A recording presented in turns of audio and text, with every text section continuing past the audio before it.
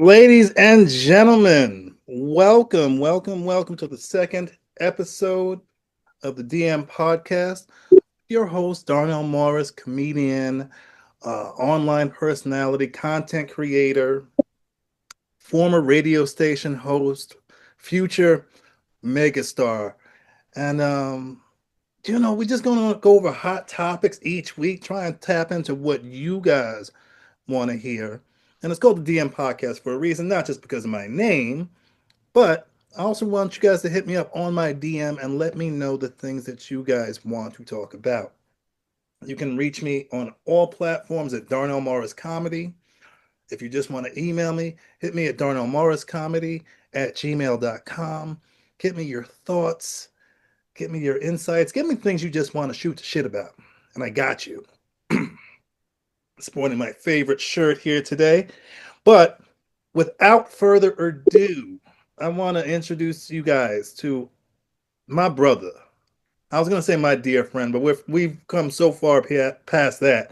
My brother, Mr. Sean Garvey, the CEO of Reach One Communications, six-time award nominated, former on-air personality for WAOK and V103, and he just keeps doing it bigger and bigger. So proud of this young man. Sean Garvey, how are you, brother?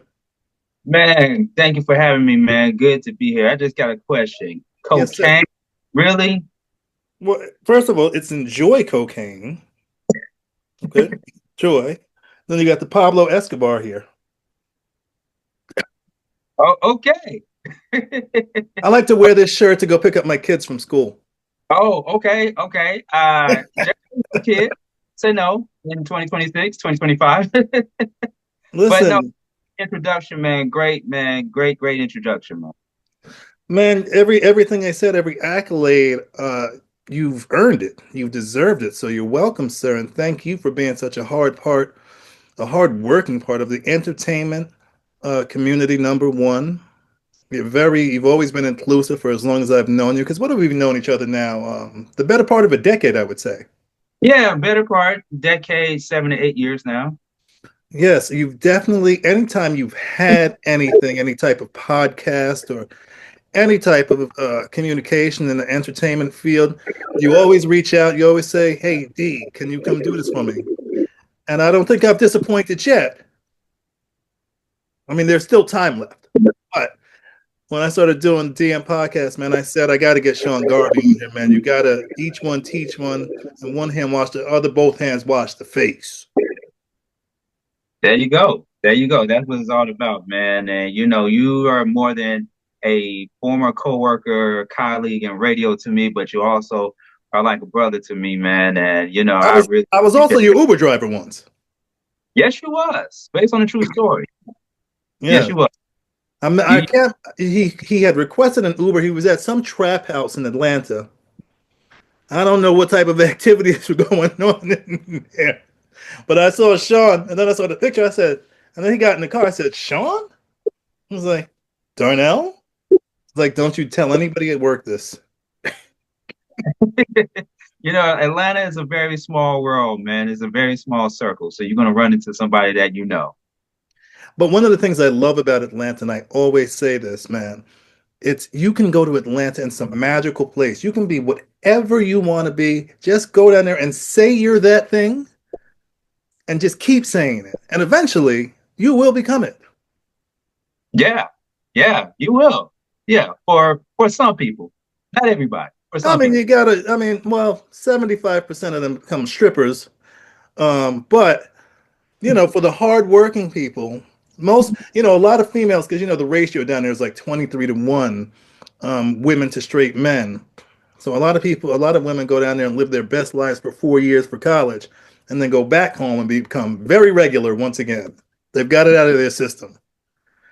Yeah, Because they flush it out. They flush it out, man. And Atlanta is a melting pot, and I am an Atlanta native, born and raised. Even though I have some Northern in me, some Yankee in me, because my dad, my dad, on my dad's side of the family, all Marcus, right? yours, yeah, Rex Garvey, yeah, Yes. yeah. Half of them are from New York, some from the Bronx, Mount Vernon, all those other places, man, and You know, Atlanta has just become a huge melting pot for so many people, especially content creators. So many content creators out here. It's like a content creator at every corner. I just met a content creator and she's driving the bus at the same time. So it's crazy. She drives the bus and she's a content creator. Man, listen, you got to get it how you can get it. So and I say this to the younger people all the time. Like, I don't want to hear that you're broke or you don't have money. Man, there are too many different avenues now. I mean, even just going back to like the Uber or Lyft or something like that, we didn't have those same options, growing up. And especially to be able to sit at your house, record something, just your thoughts, and then watch it become a megastar. Like, for instance, there's this chick up here called New York Nay, and she's a sensational personality, but she just came on and started voicing her opinions about different topics. I think she's up to like 2 million viewers now. And I mean, sponsorships out the wazoo. Like, so you can really do your thing. Just be consistent and, put your heart into it. And one thing I always tell everybody too, because a lot of people, I should say, get into this entertainment thing and they try and find their identity. And I tell people all the time, the easiest thing you can do is be you because there's only one you. So you don't have to copy the framework, check out the blueprint, but the framework should still be yours. Absolutely. You know, and it's crazy, Darnell, because I hear so many people, I heard so many people in the time span that I've been doing this saying, oh, I want to be the next this and I want to be the next that.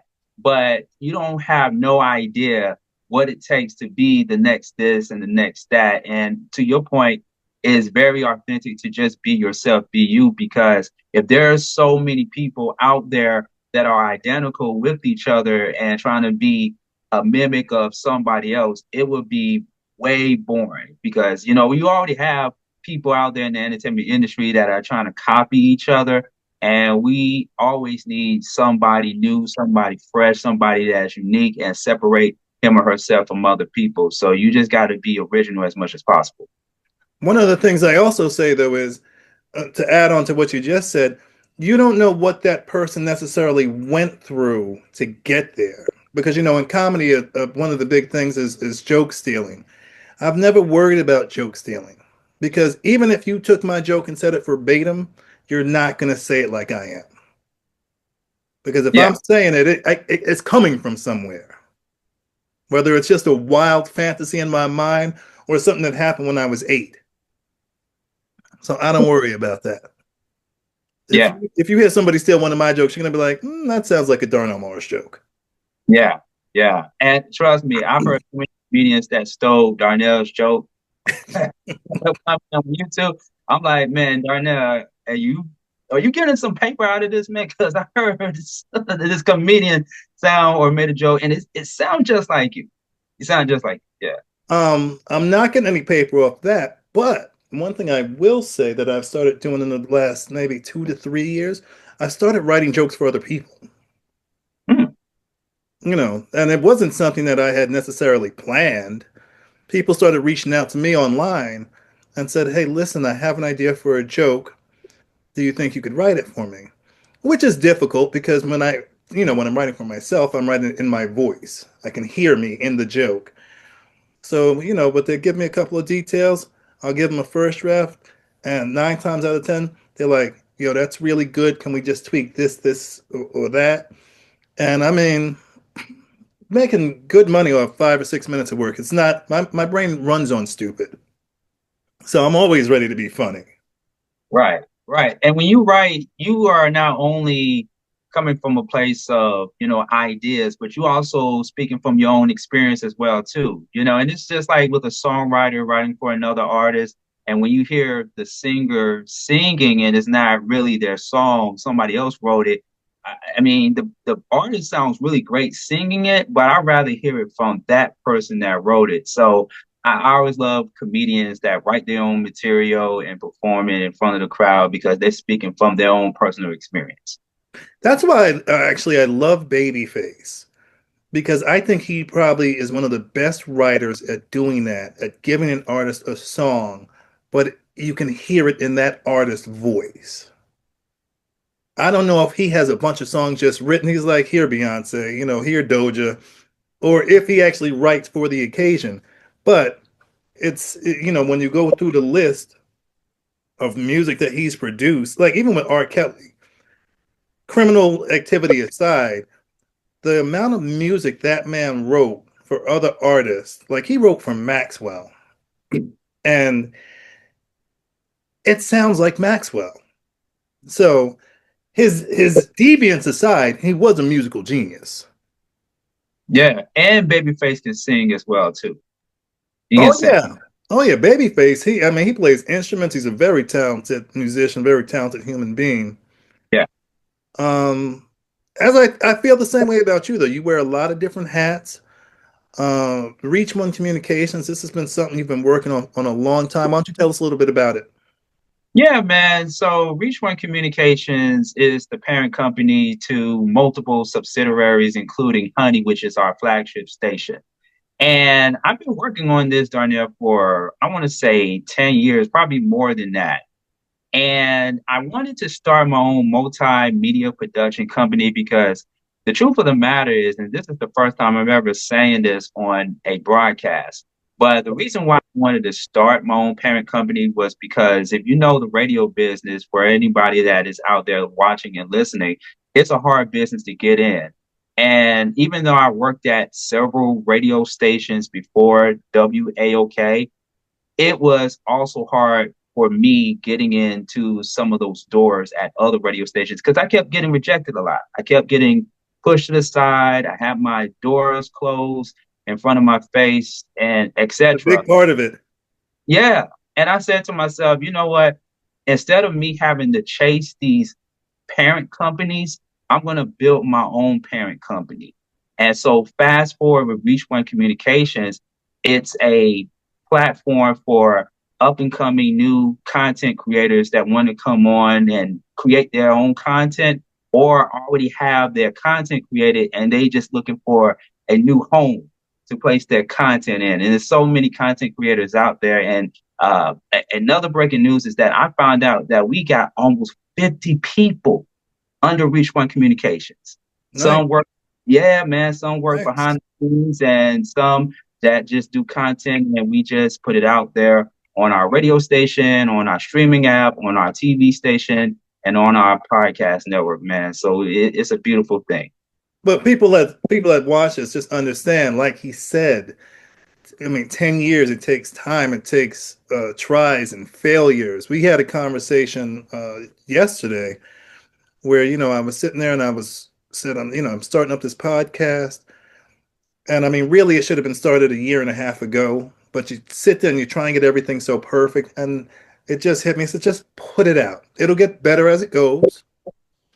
But just start putting out content and give the people something different to look at. Give them a view of you.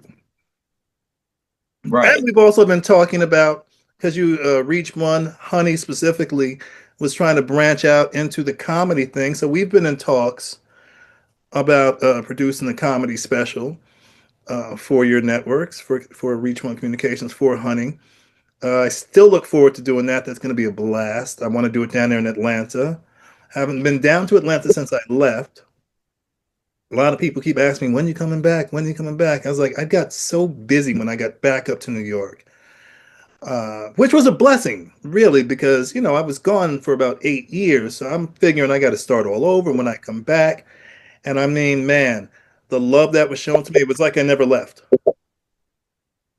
Yeah, yeah, man. And I was one of those people that did ask you when you was coming back, and and I do understand just talking to you behind the scenes and some of the reasons why you had to go back to your hometown. And the thing about it is that I know other people who if you think about it, Darnell, like most of my circle of friends and people that are in my network, a lot of them are not from Atlanta. Most of them are from different states outside of Georgia, whether it's New York, whether it's California, other places outside of Georgia, man. And like I said earlier in our conversation, Atlanta has become that melting pot, especially for people that are coming down here for new opportunities that they may not be able to get at anywhere else or even back in their hometown.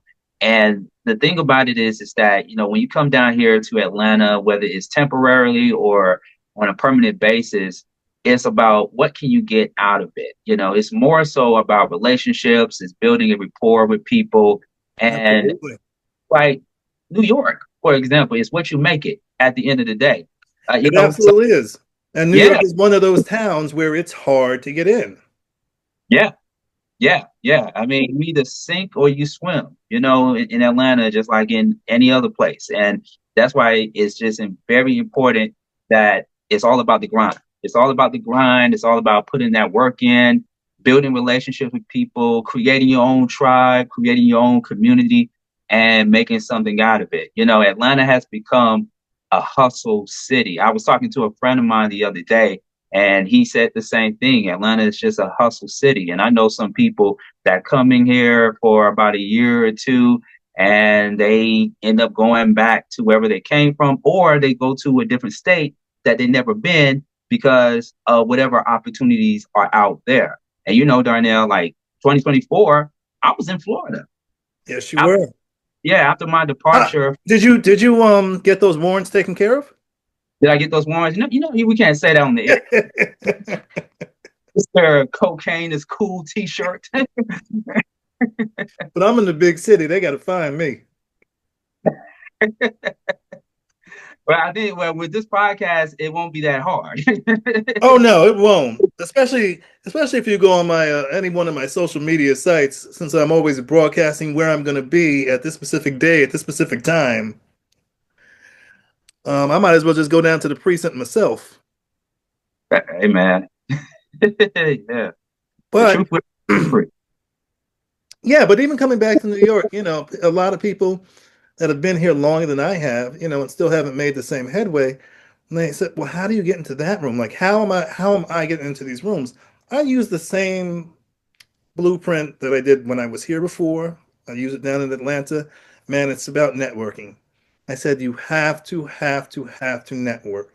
Talk to as many people as you can, even if you don't like people. You go in as many chat rooms.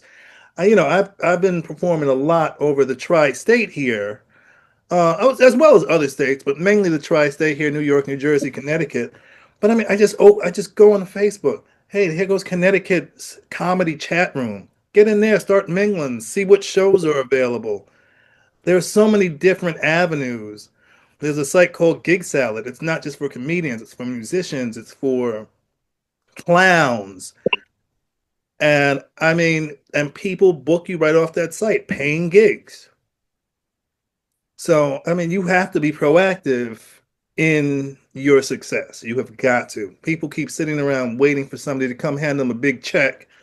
It just doesn't work like that. It doesn't. Or it hasn't Absolutely. worked like that for me. Let me put it like that. It hasn't worked like that for me. I have to go get my money.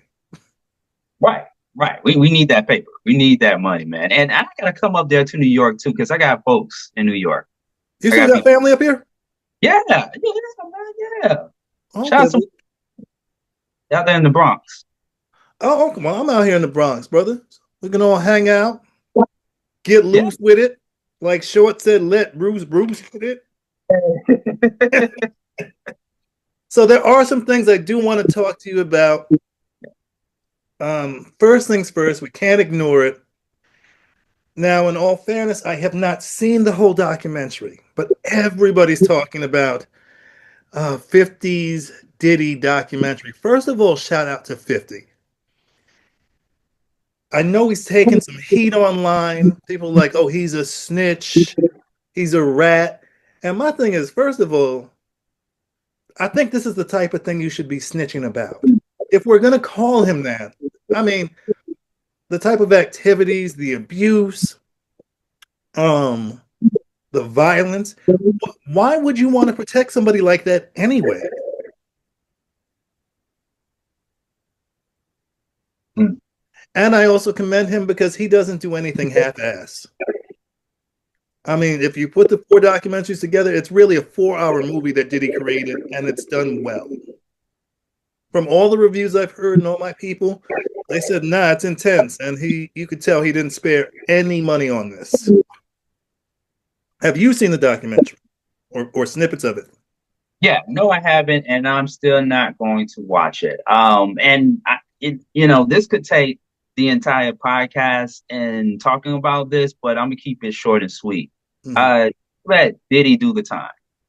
Just let him do the time. We have said what we said about folks from back in the day, like Dr. Dre, who 50 Cent to this very day still aligns with, because if you know about Dr. Dre's past, he slapped a few women in the past, and fast forward, 50 Cent is still in alignment with Dr. Dre. Same thing with Chris Brown. We said what we said online about Chris Brown and Rihanna, and now fans still go show up to his concerts and et cetera, et cetera. With Diddy, and we can compare apples to oranges with that, but just let Diddy do his time. He paid Cassie and everybody else off, and he's in prison. Just let him do the time. As far as 50, we don't expect anything more or anything less from 50, because, of course, this is 50. This is He's the 50 Cent. petty king. He's the petty king. Yeah. And I said what I said on social media a couple of weeks ago. For those that don't know, What'd you say? I took the post down. I said that I will watch the 50 Diddy documentary when George Clooney does a documentary on Kevin Spacey. I, That's I what like where I like where you're going with this I, because I said. you do bring up a point. As far as and even bringing it back to cancel culture, I was never a fan of cancel culture because I feel like my personal opinion is only black people do this to other black people. I don't see other races, other cultures really engaging in that. Now they might put somebody on ice for a second, but they have a chance to come back. It's not as a culture as a whole where everybody's like, we're never going to go see another Jim Carrey movie. And I don't love that about us. I also am not a big fan because even with the R. Kelly thing, people would ask me, before I go on stage, are you going to make R. Kelly jokes? Are you going to make Diddy jokes? I said, no, that's not really my speed, honestly, because I'm not into kicking somebody while they're down, number one. And enough's being said about them where I don't have to piggyback and jump on in the negativity, whether the person was right or wrong. I'm glad to see people like Chris Brown getting a second chance. I don't know if Diddy will, but only time will tell. But at the end of the day, I don't know any perfect people. I've never met one. Everybody's got some shit with their past. So I'm not going to sit there and throw stones at them either. That was my take on it. Yeah, yeah, I agree, man. And it's already too much negativity out there online, social media. So this whole media circus around Diddy and the aftermath from what he has done over the years and stuff, it's just like adding more gas to the fire. And I heard your boy Frank Ski. I hope you don't mind me saying your boy Frank Ski. He does. It all depends on what post he put up today. Oh, rant. It's more a rant than post, in Okay. my opinion. But he did No, a he put rant. up a wild post. No, and this is not a shot at Frank Ski, but somebody had passed away, and he put up a post, and the post said "missing my brother," and there was a picture, but the picture was just Frank Ski. So I run underneath it. I said, "Frank Ski, what does this picture of you have to do with him?" Jay Nash hit me up. She was like, "You a fool." Hey man, you can't make that stuff up, man. But he said something today, and it was about the documentary and why people are attracted to negativity. And he should be able to answer that question. I get that he was posing the question to the audience, but the thing Absolutely. about it is, uh, nowadays drama and controversy sells. Well, it's always been like that in Yeah, the it's been industry. like that for a couple decades at this point. But I think with social media and with the internet being what it is, it just become more like it's on steroids now than ever before, because that's all you hear, that's all you see, especially in the black media market that all of us are in.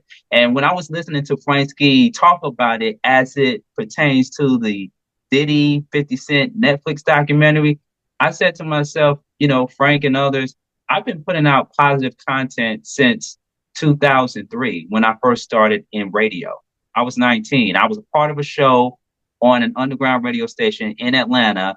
And since then, I've been putting out nothing but positivity over the airwaves and in television. I was even the first one, not to toot my own horn, Darnell, but I'm the first radio broadcaster in history to produce and curate a weekly mental health show on a Black Talk radio station in Atlanta.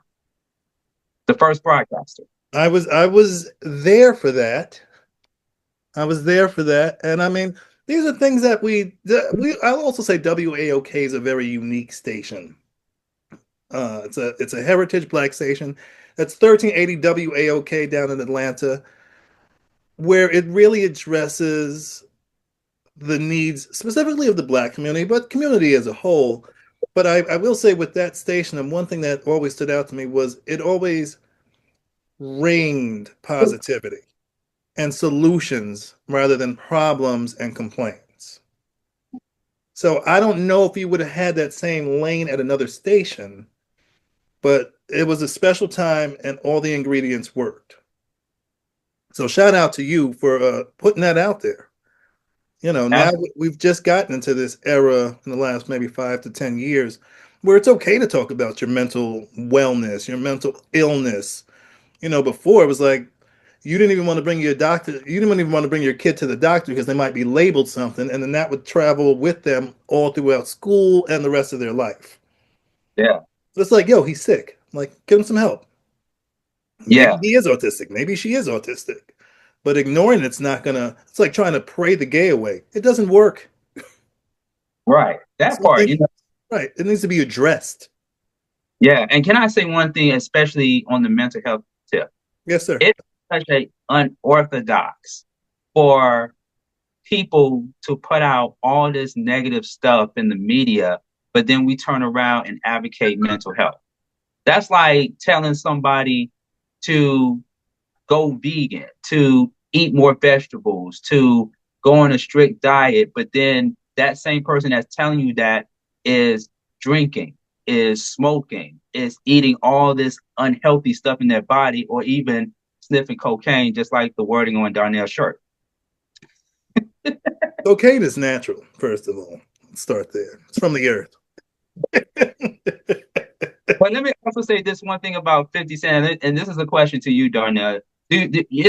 Like what we seen a year before with the Cat Williams interview, with Cat Williams being on Club Shay Shay. And then So you fast forward, and just like even how Cat Williams went at all these comedians, black comedians, and almost everybody in the industry, and then fast forward to 50 Cent and his thing with Diddy and stuff like that. Do you think that this is kind of like a repeat of what we've seen with Cat Williams, people that are on this level and they willing well, to seeing their I power to tell the person down? I think there was a bit of a difference, right? Knowing Cat Williams, I mean, not personally, but knowing the man that Cat Williams has been year after year, I take them in two different lights. Diddy, he has a petty gripe, or he has a gripe with Diddy, which may be valid, depends on how you look at it. Each one's going to take everything their own way. I didn't get that from Cat, though, because I didn't think that Cat was really trying to go after every comedian. I don't feel like it's trying to get at somebody if you're telling your truth, especially if it is the truth. But there's always three sides to the truth. But it's like if I went out there and I said, "Yo, Sean is a terrible producer. He doesn't show up to work on time. He makes lazy mixes. He doesn't book interviews." I don't feel like that's me getting at you. I feel like this is the reality of the situation. And I feel like there was a lot more of just the reality of situations with Cat. Did he really? I mean, he took this to another level, but he's always been like this. He's been consistently petty as well. I will say one thing, and then we're going to move on. Ja Rule, sit down, because he started putting up some posts. He was like, maybe I should make a documentary about 50. First of all, save your little pennies. You ain't got it. You're only here because 50 allows you to be here. you know, and we got a couple minutes left here. One thing transitioning on that mental health, but keeping with it, that really concerns me is AI. We've already seen stories where AI has encouraged people to kill themselves. They're trying to put filters in place. It's not happening fast enough. So I'm very concerned that AI, and not just with the suicide thoughts, just there's a reason Europe banned AI, in my opinion. They just came right out and said we're banning it. You see the effect that it's having here in America. And I believe this is my personal opinion, but I believe this is why Trump pushed it so hard. Because we see so many videos online now, and AI is getting so good. It's getting better by the minute. You don't know what's real anymore. How do you think that's gonna play a role in mental health moving forward? Oh man, you know what? That's such a great question. And I've been thinking about this for days. Hear me out when I say this, people. And it's not to panic people or put anybody in an alarm state. It just is what it is. I believe that the internet is going to kill more people than AIDS and cancer. Because cancer is already affecting and killing a lot of people, even in their early age, than ever before. True. And like you said, with AI and the impact to people's mental health, where people, especially people that are young, like they haven't even turned 20 yet. They haven't even turned 25 yet. And they're allowing AI and internet and technology to pretty much tell them to off themselves because of this reason and that reason. And then the just so many different things that are happening with people's mental health and the consumption, the large consumption of internet use and AI and stuff. It's it's alarming, and then not to mention you got to look at the root cause of everything. Like even for example, with employment, right? The unemployment rate very high in this country, even though the powers that be are telling you AI is otherwise. gonna create all these jobs. Yeah, I'm like, what jobs? What jobs? You They, they, know, they created money for Nvidia. That's what really happened here, and that's what right? continues to happen with these tech companies. Yeah, and then what happens when people lose their jobs and they can't work at particular jobs and what have you. It's different things that they could end up doing on a negative route. They could either take their own lives Yeah, you or end up talking to Chat GPT on different ways to kill yourself, and it's like, yeah, you're not a quitter. You're going out the way you want to go out. That's what one of the quotes literally said to this young girl, a young boy, young man, something. But that person eventually wound up killing himself. wow. So this has already happened. There's already two examples. I think eventually AI will kill more people than people. Mm. That's maybe not today, maybe not tomorrow.